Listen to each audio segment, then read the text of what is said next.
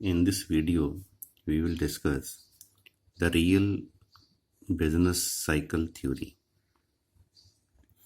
This theory has been evolved out of the American New Classical School of 1980s. Mainly America के economists ने ये theory दी है। वहाँ पर केन्स से पहले जो क्लासिकल है, केन्स के बाद अब उसको न्यू क्लासिकल बोलते हैं। 80s की ये बात है। It is the outcome of research mainly by Kydland and Prescott in 1982. Kydland, he is Finn Erling Kydland, professor of economics at University of California, Santa Barbara in USA. Kydland was a co-recipient of the 2004 Nobel Memorial Prize in Economics with Edward C. Prescott. दोनों को इकट्ठे ही Nobel prize मिला है economics में in 2004 for their contributions to dynamic macroeconomics, the time consistency of economic policy, and the driving forces behind business cycles. Prescott जो हैं, Prescott is a professor of economics at Australian National University, Canberra. ये अभी last कुछ year से Australia में हैं। ऐसे इनकी जो स्टडी है वो ज़्यादा, और जो इनकी जॉब है वो ज़्यादा अमेरिका में ही रही है। लॉन्ग एंड प्लॉसर, ये जो लॉन्ग हैं, John B Long, he is a professor of economics at University of Rochester in USA. And Plosser जो हैं, Charles Plosser, he is a former president of the Federal Reserve Bank of Philadelphia in USA. Prior to that, he was a professor of economics at University of Rochester. दोनों Rochester university में professor हैं। Robert Barro and King. Robert Barrow is a professor of economics at Harvard University, USA. Barrow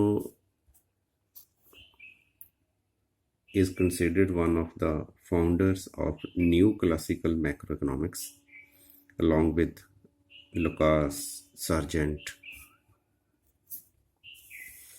and Robert King. He is a professor of economics at Boston University in USA. तो Prescott ने दोबारा फिर एक 1986 में paper लिखा है। प्लॉसर ने 89 में एक पेपर लिखा है।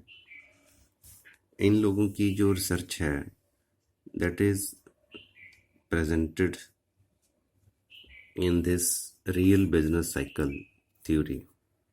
तो इनकी रिसर्च से ये डेवलप हुआ है chapter. Summers and Mankiw and many other economists gave their views on the real business cycles. तो इन लोगों ने भी अपने व्यूज़ दिए हैं इसके ऊपर, इनकी रिसर्च के ऊपर। समर्स जो हैं, Lawrence summers, he is a professor of economics eight Harvard university USA.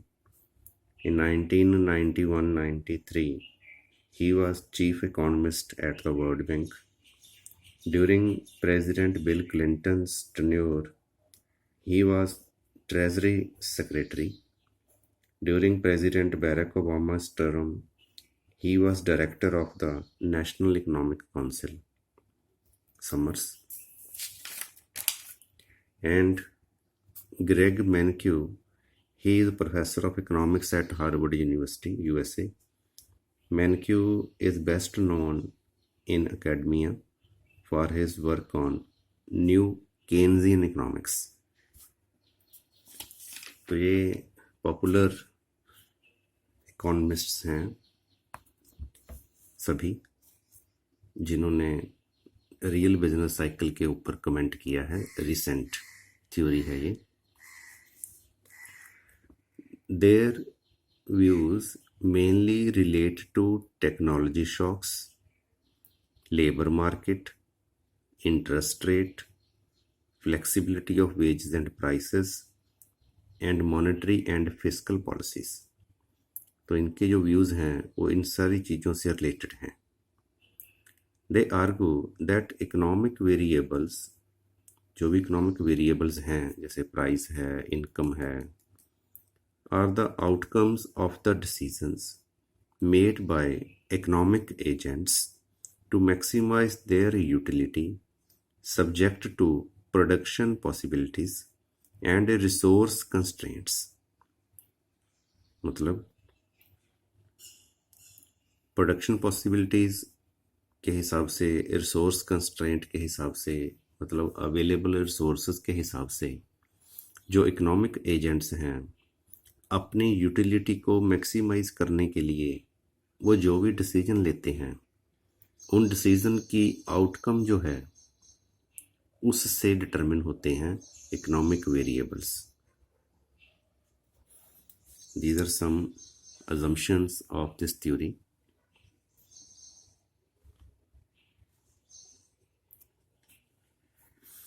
Suppose there is a single commodity in the economy. Prices and wages are supposed flexible. Money supply and prices do not influence output and employment। क्योंकि जो अभी हमने study किया ऊपर कि ये जो economic variables हैं ये एजेंट्स के डिसीजन पे डिपेंड करते हैं। Fluctuations in employment are voluntary. Unemployed अगर कोई लोग हैं तो वो वॉलंटरी अनएम्प्लॉयमेंट है, ऐसा कुछ। Population suppose given, so there is fixed labour force. Rational economic agents, जो इकोनॉमिक एजेंट्स हैं वो रैशनल हैं। These agents make optimising decisions. तो सिक्स्थ पॉइंट के बेस पे ही है ये, seventh point. Everyone has the same preferences. Suppose more consumption is preferred than to less। this is like non-satiety, कि हम ज़्यादा से ज़्यादा कंजम्पशन चाहते हैं। marginal utility from consumption diminishes as per law of diminishing marginal utility। the economy is subject to irregular real supply side shocks। तो economy में ये सप्लाई साइड के शॉक आएंगे जिससे साइकिल्स बिल्ड होंगे। It is a single sector economy. Suppose there are substantial changes in the rate of technology that affect the whole economy.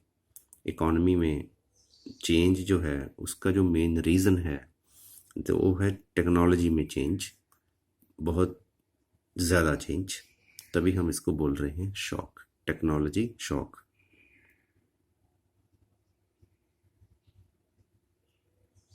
There are constant returns to scale, suppose, and the economy is in a steady state equilibrium.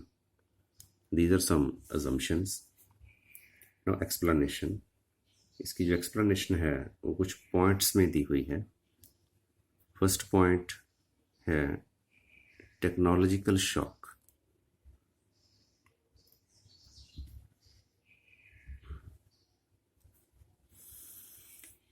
According to this theory, business cycles are primarily caused by real or supply side shocks। इस theory के according जो business cycles हैं, trade cycles हैं, उनका जो main कारण है वो है रियल और सप्लाई साइड शॉक। रियल का मतलब हम जैसे लेते हैं इकॉनमी में फिजिकली प्रोडक्शन, तभी हम इसको सप्लाई साइड बोल रहे हैं। अब ये जो सप्लाई साइड शॉक है वो क्यों आता है? This arise due to change in technology, क्योंकि टेक्नोलॉजी चेंज होती है इसलिए। An initial shock in the form of a technological advance, जैसे ही शुरू में टेक्नोलॉजी डेवलप होती है, it shifts the production function upward. तो जो प्रोडक्शन फंक्शन है वो अपवर्ड शिफ्ट हो जाता है, मतलब सेम इनपुट्स के साथ हम ज़्यादा आउटपुट कर सकते हैं now after the development of technology. This leads to increase in available resources, investment, consumption, and real output. With the increase in investment, जैसे ही investment increase होता है, the capital stock increases. Country में, economy में capital stock बढ़ जाता है, which further increases real output, consumption, and investment. This process of expansion of the economy continues due to changes in technology over time. तो time के हिसाब से time to time technology change होती रहती है, एंड जो इकॉनमी है वो ऐसे अपवर्ड मूव करती रहती है। According to Plosser, it is a purely real model, इसलिए इसको हम रियल मॉडल बोल रहे हैं, because it is driven by technology disturbances, and hence it is called real business cycle model। तो आउटपुट के ऊपर इसका डायरेक्ट इफेक्ट है, इसलिए हम इसको रियल के ऊपर इसका ज़्यादा जोर है, रियल बिजनेस साइकिल मॉडल बोलते हैं। Symbolically if you right the production function is y equals to z f k l, where y is the total output, state of technology, k capital stock, l labor, and we can read it that output is the technical function of capital and labor। अब हमने assume किया है our fifth assumption that population is given, so there is fixed labor force। Assuming population is given and there is fixed labor force, output depends on technology and capital stock। तो इसको हम labour को छोड़ सकते हैं, जब main output है वो कैपिटल के ऊपर डिपेंड करेगा, क्योंकि हम कैपिटल को ही चेंज करेंगे, लेबर को हम चेंज नहीं करेंगे, because labour is given fixed. तो इसमें से हमने ये ड्रॉ कर लिया, y is the technical function of capital।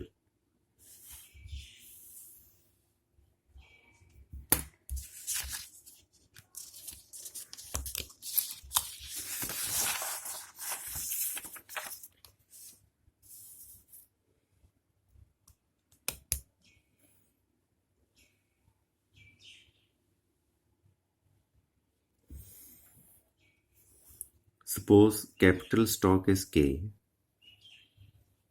depreciates at the rate delta। अब जो K है, सपोज वो डेल्टा रेट पे डेप्रिशिएट होता है। सपोज अपने पास जो कैपिटल स्टॉक है वो है 1000, और जो रेट ऑफ डेप्रिसिएशन है सपोज ये है 10% delta. Therefore, the undepreciated capital stock remains 1 minus delta into K। तो हमारे पास जो बच जाएगी कैपिटल, अब देखो 10% डेप्रिसिएट हो गई, 1 माइनस 10% मीन्स 90%, 100% अगर हम लगाएं तो 90% कैपिटल हमारे पास बच गई। 90% ऑफ 1000, दिस इज 900, तो 900 कैपिटल स्टॉक हमारे पास बच जाएगा, दिस इज 900, ये सारा 900 है। Thus with the capital stock K and output Y, अब आउटपुट हम सपोज हमने फैक्ट्री लगाई, आउटपुट किया, आउटपुट करने के बाद अब फैक्ट्री में दो चीज़ें हैं, एक तो है जो आउटपुट पैदा हुआ वो, दूसरा फैक्ट्री इटसेल्फ, जो फैक्ट्री में मशीन है, कैपिटल है, बिल्डिंग है, जो भी इसका सेटअप है, दैट कैपिटल, जो रिमेनिंग कैपिटल है, 10% हमारी डेप्रिसिएट हो गई, 90% ये बच गई। तो ये कैपिटल स्टॉक बचा हुआ प्लस जो हमारे पास आउटपुट हुआ, ये बन गई हमारे पास टोटल रिसोर्सेस। तो ये ध्यान रखना है, फैक्ट्री चलाने के बाद आउटपुट हुआ एक, तो एक जो डेप्रिसिएशन होने के बाद जो कैपिटल बच गई, तो दोनों को मिला के हम बोल रहे हैं resources. Since y is the output is the technical function of capital, the total resources can be written as, तो हम y की जगह ये लिख सकते हैं ZFK, तो टोटल रिसोर्सेस हमारे ये बन गए। ये इक्वेशन सेम ही है, y की जगह ये लिख दिया। These resources can be consumed or accumulated as investment in the next period, तो हम इसको नेक्स्ट पीरियड में कंज्यूम कर सकते हैं और इन्वेस्ट कर सकते हैं रिसोर्सेज को। और जैसे ही हम और इन्वेस्ट करेंगे और कैपिटल इन्वेस्ट करेंगे तो जो आउटपुट है वो और ज़्यादा हो जाएगा। According to this theory, a real business cycle in a steady state economy, अब बिजनेस साइकिल कैसे जनरेट होता है, is generated when there is a positive and permanent technological shock. This is the main reason of technology. This is the main reason of business cycle. As a result, the aggregate production function shifts upwards. तो technology कम हो जाएगी तो ये downward जाएगा, up हो जाएगी तो upward जाएगा। We can show this with the help of this diagram. ये डायग्राम जो है हम दोबारा ड्रॉ कर लेते हैं।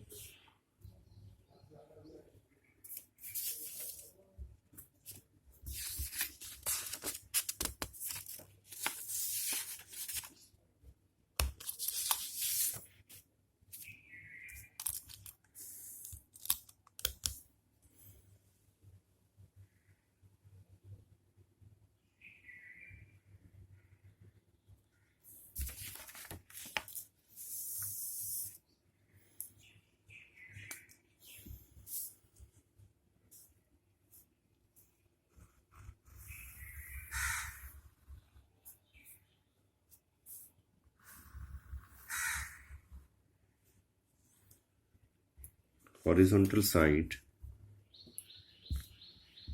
we are taking capital stock. This is K.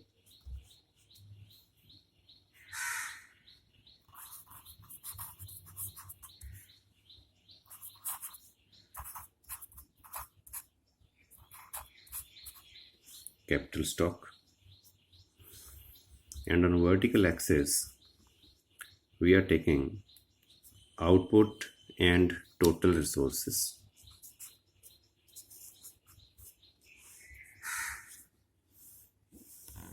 This is output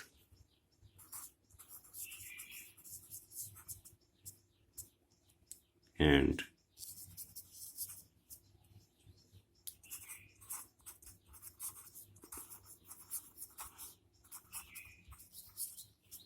total resources.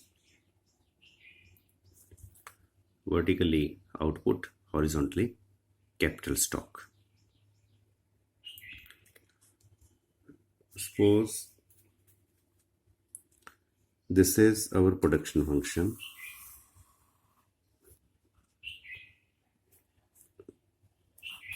Z F K, or we can say output is the technical function of K. And initially, suppose our capital stock is OK. This is capital stock. And with this capital stock, we are producing this much output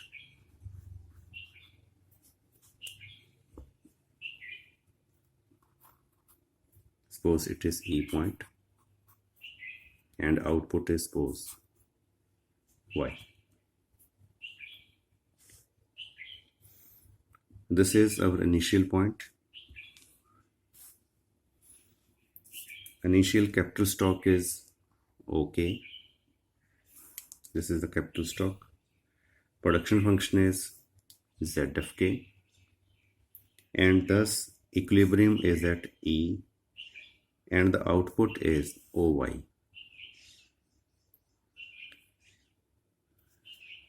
Now at OK capital and OY output, the resources function, अब resource function अपने पास क्या होगा? देखो,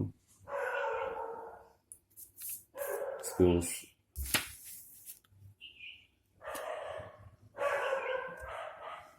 अब resource function हमने बनाया था कि हमारे पास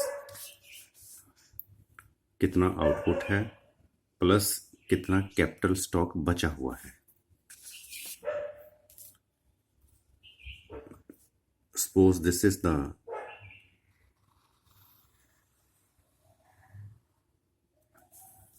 resource function. This is ZFK.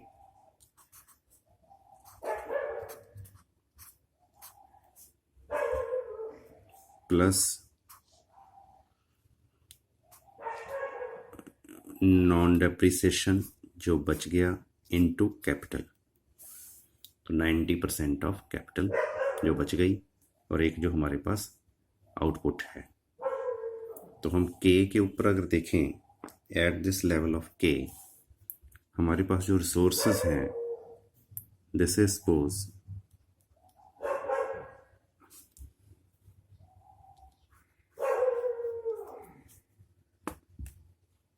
this is point E dash, and resources हमारे पास हैं O R. इसको हम ब्राउन करके ज़्यादा अच्छी तरह समझते हैं. At point K our capital stock is OK, output is this, and resources are this. Resources हमारे पास हैं OR. Suppose with the improvement in technology, अब suppose एक technology improve हो गई, the production function shifts from ZFK to Z1FK. Suppose जो production function है वो shift हो गया, अब ये न्यू प्रोडक्शन फंक्शन बन गया Z1FK, टेक्नोलॉजी इम्प्रूव होने से. अब अगर हम दिस फंक्शन Z फंक्शन को, आउटपुट फंक्शन को अपवर्ड शिफ्ट कर रहे हैं, it means resources function will also shift upwards. जो resource function है वो भी upward shift हो जाएगा.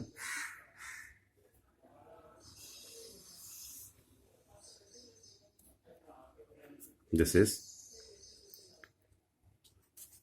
Z1FK प्लस जो हमारे पास बची हुई कैपिटल स्टॉक है 90%. Now if you check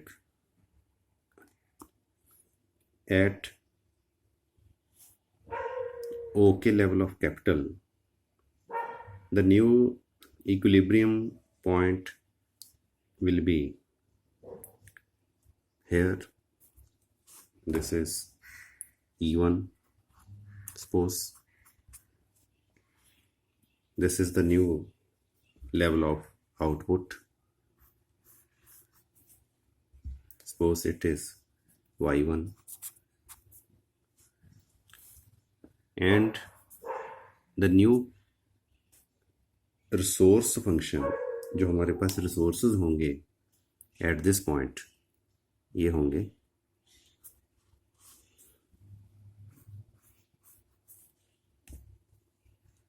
suppose it is E1 dash, this is suppose R1। तो क्या हुआ, जैसे ही टेक्नोलॉजी अप हुई तो सेम कैपिटल के साथ हम ज़्यादा आउटपुट प्रोड्यूस करने लगे और हमारे पास जो रिसोर्सेज हैं वो भी ज़्यादा हो गए। With increase in resources consumption capital accumulation will increase. अब जब रिसोर्सेज इंक्रीज हो गए तो कंजम्पशन इंक्रीज हो जाएगी, कैपिटल एक्यूमुलेशन इंक्रीज हो जाएगी। तो एज अ रिजल्ट जो कैपिटल स्टॉक है, capital stock will increase from suppose K2 K1, capital stock उससे बढ़ जाएगा क्योंकि रिसोर्सेज ज़्यादा हो गए, इसलिए कैपिटल एक्यूमुलेशन ज़्यादा हो गई। When capital stock will rise, it will further increase output in the next period. तो आउटपुट हमारा अब पहले से ज़्यादा हो जाएगा, यहाँ तक हो जाएगा।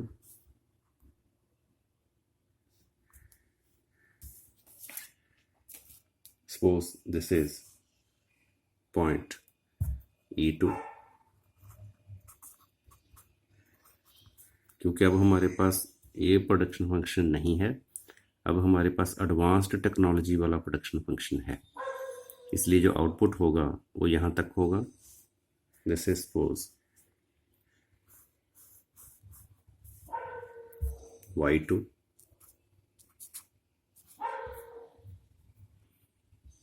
और जो रिसोर्सेज हमारे पास बनेंगे अब वो बनेंगे at this level of output. इस कैपिटल स्टॉक के ऊपर रिसोर्सेज हमारे पास होंगे ये, suppose this is E2 dash.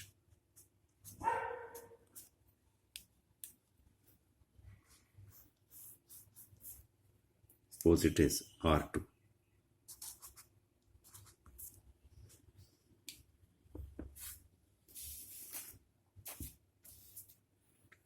Next period में क्या होगा, with increase in capital stock, जैसे ही कैपिटल स्टॉक इंक्रीज हुआ जो आउटपुट होगा वो शिफ्ट हो जाएगा from OY1 to OY2 with given technology Z1, and total resources will shift from OR1 to OR2। तो ऐसे जो इकॉनमी है, in this way economy will expand, but because of diminishing slopes of output and resource curves, this expansion or increase in output and resources becomes smaller and smaller till the economy reaches at new steady state। पर धीरे धीरे धीरे धीरे देखो इसकी slope कम हो रही है, ये हॉरिजॉन्टल हो जाएंगे, मीन्स ये आउटपुट ज़्यादा नहीं बढ़ेगा और उसके बाद फिर ये डाउन भी आ सकते हैं। इसको हम कुछ इस डायग्राम में एक्सप्लेन कर सकते हैं, like this.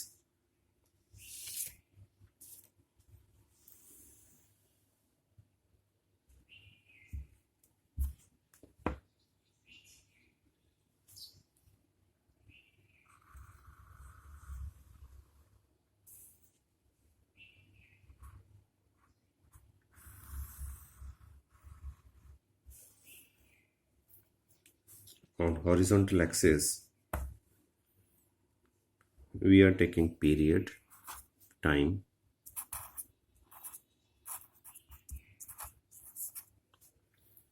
on vertical axis we are taking technology, that is Z in our model, investment and output. This is technology,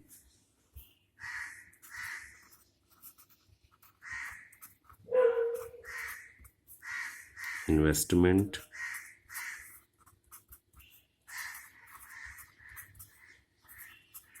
and output, तीन चीजें हम इसमें ले रहे हैं. Technology is Z, investment is I and output is Y. Suppose these are the periods 1,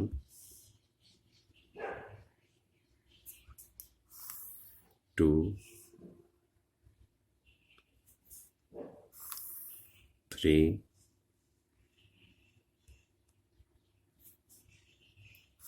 4 and 5. 5 periods हमने लगाए हैं.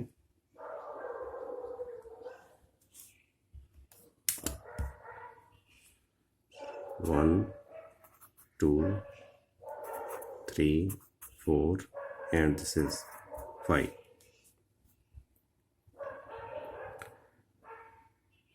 Initially स्टार्टिंग में अगर हम देखें,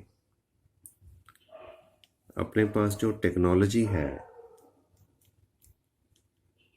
सपोज टेक्नोलॉजी इज दिस, इतनी टेक्नोलॉजी है. Suppose this is point A, O A, this is technology from this to this much. And जो इन्वेस्टमेंट है,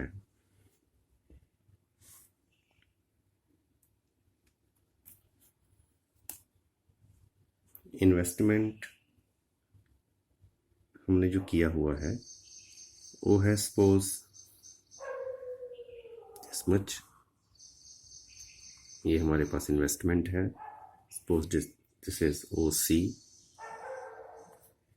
ये इन्वेस्टमेंट है. एंड जो आउटपुट है, output is suppose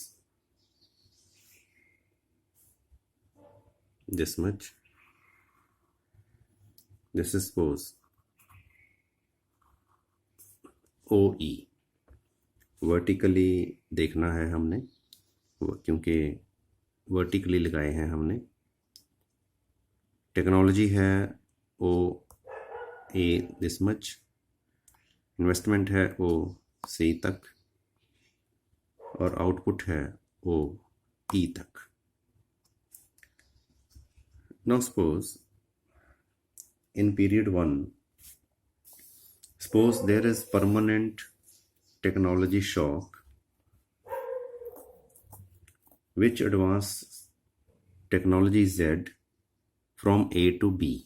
Suppose period 1 में क्या हुआ, टेक्नोलॉजी चेंज हुई A to B, technology up हो गई. हम एक बार ही टेक्नोलॉजी का शॉक दिखाएंगे, इसलिए हम बाकी पीरियड्स में इसको कांस्टेंट मान के चलेंगे कि एक बार जब टेक्नोलॉजी शॉक आया, टेक्नोलॉजी, दिस इज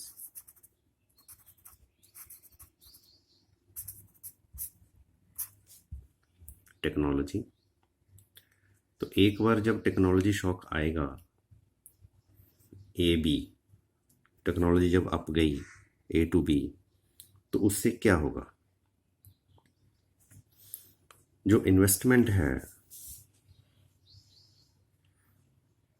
टेक्नोलॉजी आने से, investment will shoot up.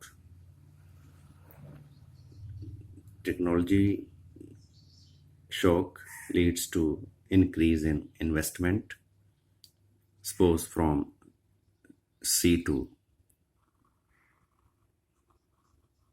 D, investment बढ़ जाएगा C to D.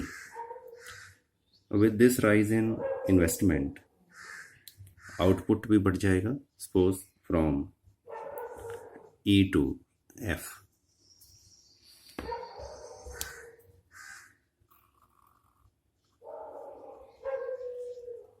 यहाँ तक हमारा जो आउटपुट है वो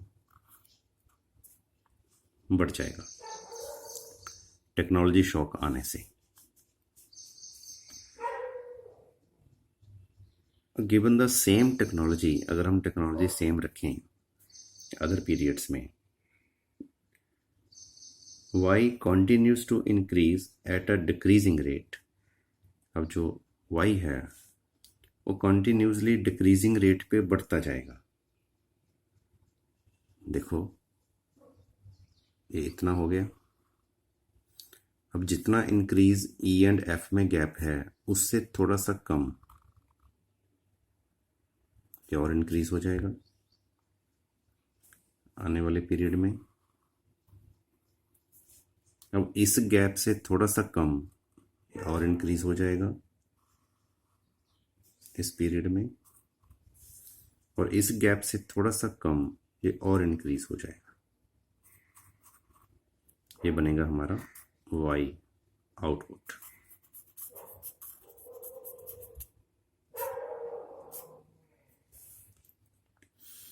ये जो कैपिटल स्टॉक है ये ऊपर वाली डायग्राम के साथ रिलेटेड है, ये हमारी इस डायग्राम का पार्ट नहीं है।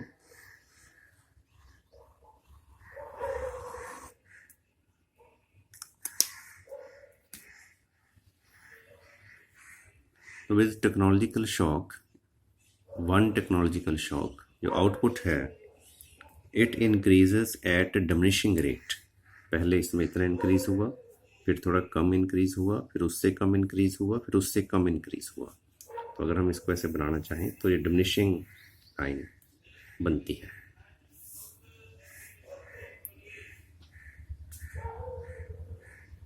तो जैसे ही कैपिटल स्टॉक हमारा डेप्रिशिएट होता जाएगा तो हमारे पास जो इन्वेस्टमेंट है वो डिमिनिशिंग रेट पे कम होता जाएगा। जैसे 10% ऑफ 1900 रह गया, देन 10% ऑफ 990 रह जाएगा। तो जो इन्वेस्टमेंट है वो उस हिसाब से कम होता जाएगा अगर टेक्नोलॉजिकल शॉक एक बार हो, कांस्टेंट हो। तो हम इसको कम करते करते यहाँ तक आ जाएंगे। जैसे पहले जो हमारा इन्वेस्टमेंट है वो इतना भरा, उसके बाद ये अगर सेकंड डोज हम इन्वेस्टमेंट की ना दें तो ये पहले से इससे थोड़ा कम हो जाएगा। देन नेक्स्ट पीरियड इससे थोड़ा और कम हो जाएगा। अगर हम इसको ये लगाते चलें, this is the lower limit, और यू कैन से यहाँ तक हमने इसको लेके आना है, और यहाँ पर आके ये थोड़ा और कम हो जाएगा। तो ये जो इसका डिक्रीज है वो ज़्यादा होगा, ये डिक्रीज उससे ज़्यादा कम होगा, और ये डिक्रीज इससे भी कम होगा। दिस इज आवर इन्वेस्टमेंट आई।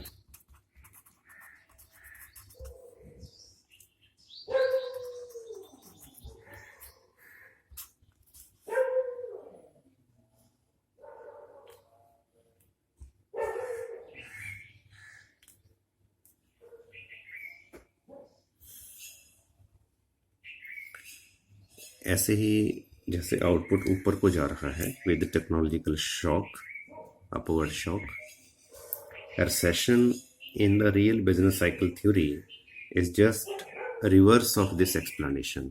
तो वैसे ही इसका उल्टा अगर हम कर दें तो वो रिसेशन की तरफ ले जाएगा इकॉनमी को। This was our first point in explanation, that is technological shock.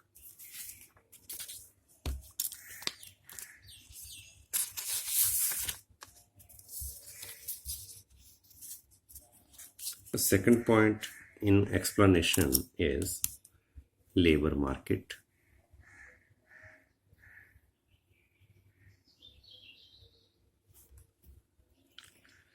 When a technology advance leads to a boom, अब जैसे ही टेक्नोलॉजी डेवलप होने से हम बूम की तरफ जाते हैं, the marginal product of labour increases.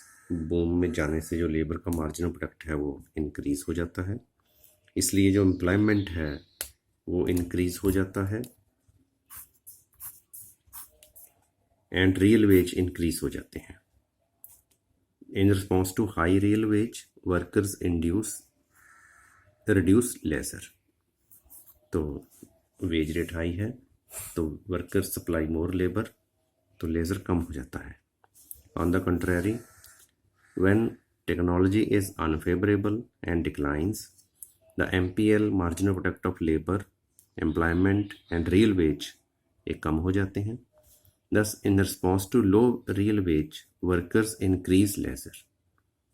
Thus, an important implication of real business theory is that the real wage is pro-cyclical. मतलब रिकवरी के टाइम, अपवर्ड जाने के टाइम रियल वेज बढ़ते हैं, डाउनवर्ड जाने के टाइम रियल वेज कम होते हैं। This is labour market. Interest rate. The interest rate is equal to the marginal product of capital,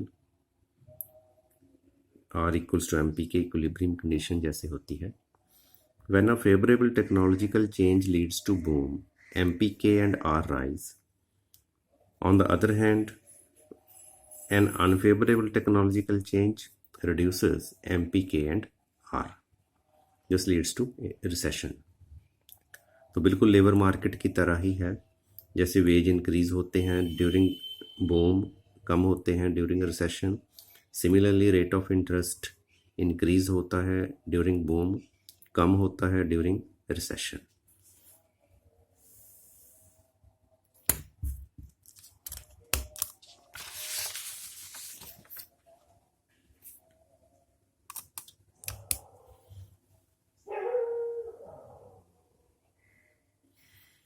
Fourth point is flexibility of wages and prices. They adjust quickly to clear the markets. तो wage rate जो है flexible है, prices जो है वो flexible हैं, वो अपने आप एडजस्ट हो जाती हैं, automatic, like classical theory.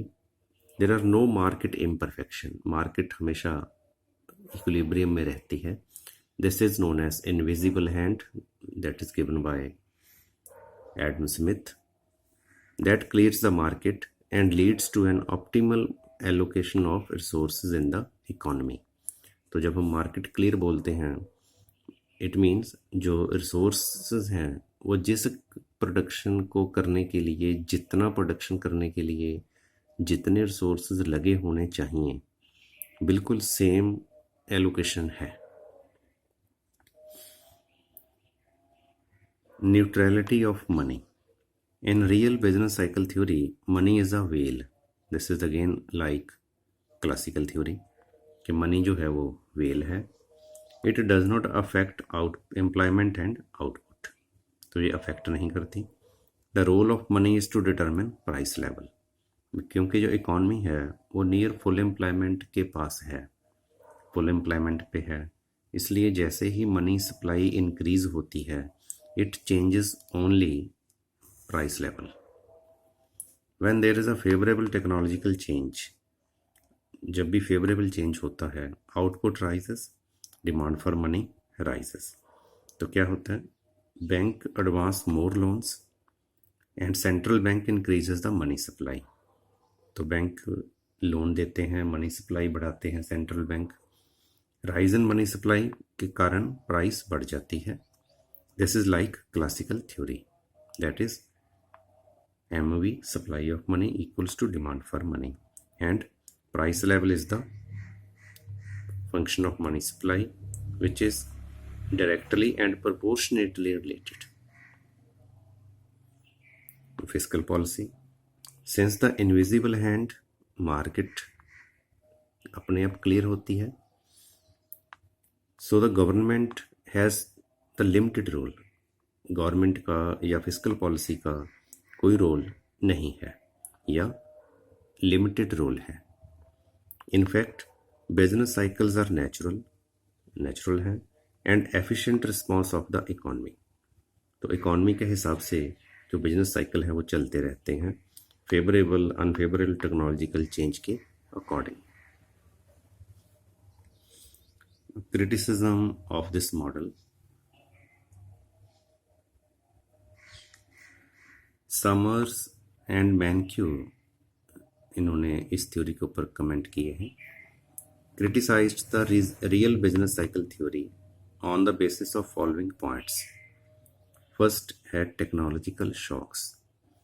The existence of large technical shocks that lead to business cycles are unfound. तो अगर हम कंट्रीज़ की पुरानी स्टडी देखें, कंट्रीज़ का पुराना डाटा देखें, तो हमें ऐसे कहीं नहीं मिलता कि जो बिजनेस साइकिल है वो टेक्नोलॉजिकल शॉक आने से बना हो।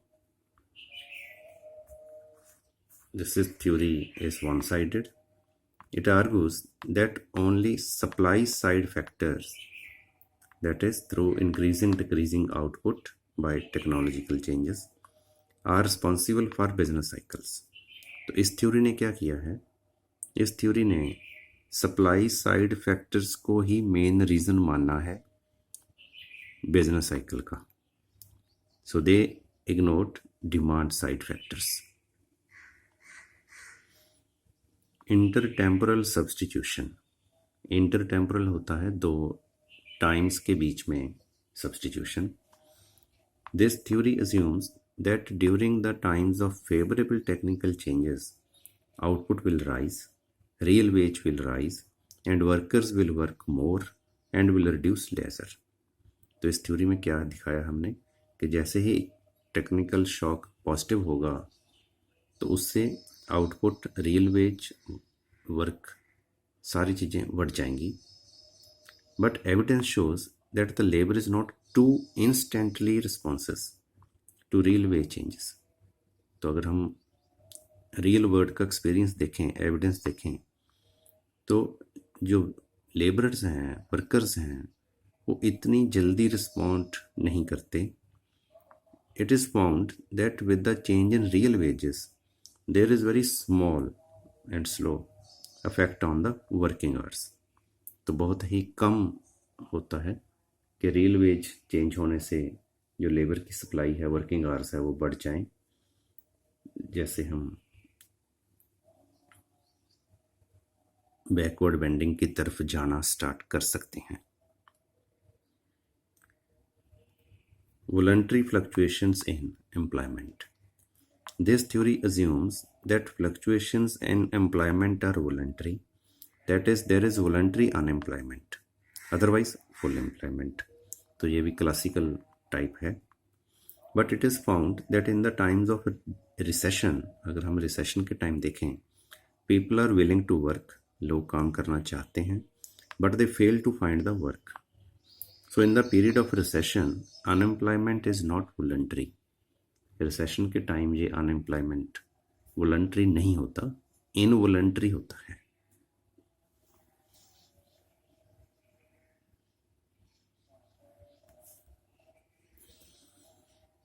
Exchange mechanism. This theory ignores the breakdown of the exchange mechanism during depression in cyclical fluctuations. तो फ्लक्चुएशंस जब आती हैं तो एक्सचेंज रेट सिस्टम जो है, एक्सचेंज मैकेनिज्म जो है, वो कैसे ब्रेकडाउन हुआ, कैसे मतलब लोगों ने चीज़ें खरीदना बंद कर दिया, वो चीज़ें ये एक्सप्लेन नहीं करता। अब इन्होंने मनी को भी न्यूट्रल माना है, but according to critics money is not neutral, it does affect the variables like output, employment in a boom and a depression. तो अगर हम मनी को देखें, money acts as a active factor, not passive factor. तो money जो है ये boom के टाइम, डिप्रेशन के टाइम आउटपुट को, एम्प्लॉयमेंट को अफेक्ट करती है। Wages and prices. Critics argued that in real life wages and prices are not flexible. मतलब ये अपवर्ड तो फ्लेक्सिबल हैं, but downward there are rigidities. क्योंकि यूनियंस हैं तो वो डाउन नहीं होने देते वेज को, कम नहीं होने देते, इसलिए जो मार्केट है वो ऑटोमेटिकली क्लियर नहीं होती। The change in money supply has an impact, इसलिए जो मनी सप्लाई के ऊपर चेंज है उसका इम्पैक्ट पड़ता है आउटपुट के ऊपर एंड एम्प्लॉयमेंट के ऊपर। ऐसे ही जो फिस्कल पॉलिसी है, it is also not ineffective, fiscal policy भी इनअफेक्टिव नहीं है। It has a role in achievement of stability objectives, तो इसका भी मेन रोल है इकॉनमी में स्टेबिलिटी लाने के लिए।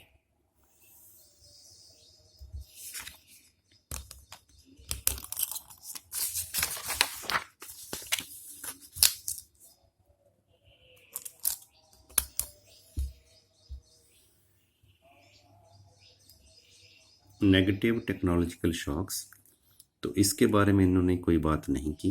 This theory does not explain large negative technological shocks that mark recession, सिर्फ अपवर्ड चेंज इन आउटपुट ही दिखाया है, डाउनवर्ड नहीं दिखाया। So because of these limitations you can say that this is incomplete theory. It does not explain turning points, अब economy up जा रही है, एक आउटपुट बढ़ रहा है, तो डाउन कैसे आएगा, डाउन अगर जा रहा है तो अप कैसे जाएगा, ये जो टर्निंग पॉइंट्स हैं इनकी एक्सप्लेनेशन इन्होंने नहीं की। No doubt real supply shock have an impact on trade cycle but they do not create peaks and troughs, मतलब जो ये सप्लाई शॉक हैं, टेक्नोलॉजिकल शॉक हैं, ट्रेड साइकिल के ऊपर इम्पैक्ट करते हैं पर पीक्स एंड ट्रप्स को जनरेट नहीं करते।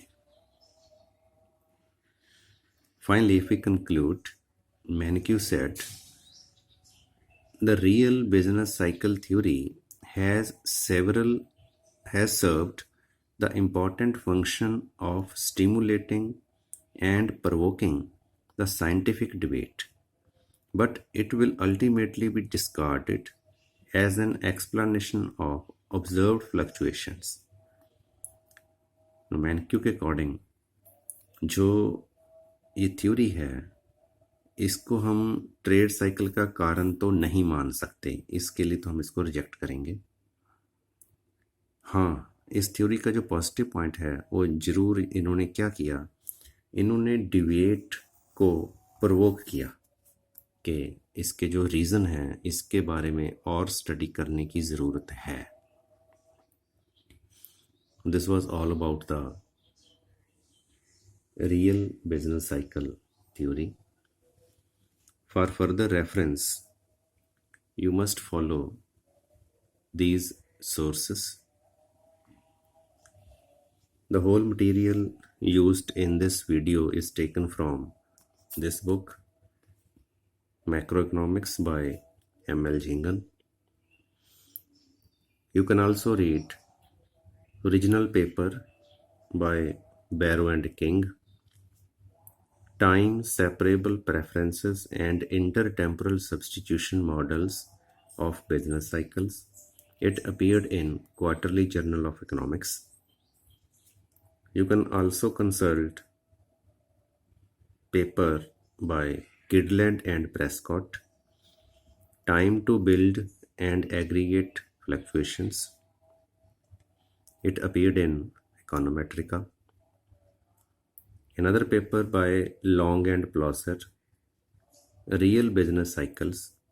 This appeared in JPE, Journal of Political Economy. Greg Mankiw also written a paper on Real Business Cycles, a New Keynesian Perspective in Journal of Economic Perspectives. You can also consult a paper by Prescott, Theory Ahead of Business Cycle Measurement. This appeared in Federal Reserve Bank of Minneapolis Quarterly Review. The paper by Plosser on Understanding Real Business Cycles appeared in Journal of Economic Perspectives. And you can also consult a paper by Summers, Some Skeptical Observations on Real Business Cycle Theory, appeared in Federal Reserve Bank of Minneapolis Quarterly Review. These are some original sources you can consult. Thanks for watching this video.